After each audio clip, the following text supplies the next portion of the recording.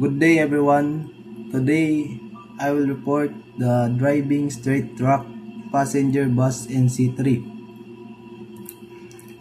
So the training needs analysis or TNA aims to identify the skills, knowledge and attitudes required by trainees to meet industry standards.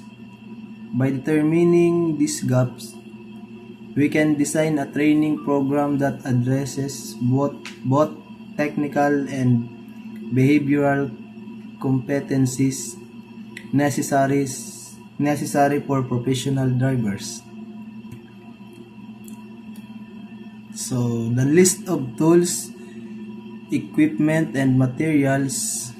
This section outlines all resources needed for training, from tire pressure gauge, vehicle simulators and fire extinguishers, to logbooks and safety vests.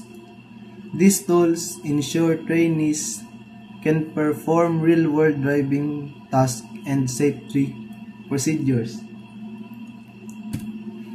This document track each trainee's performance, recording their accomplishment in pre-trip inspection, defensive driving, troubleshooting, and documentation. It ensures the continuous assessment and competency-based evaluation.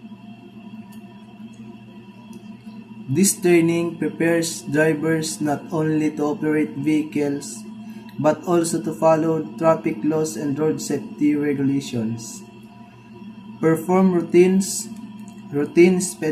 inspections and maintenance, handle passengers responsibly, and react effectively during emergencies.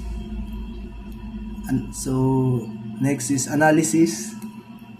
In summary, this training needs analysis and portfolio serve as a structured foundation for producing skilled, safety-conscious, and professional drivers.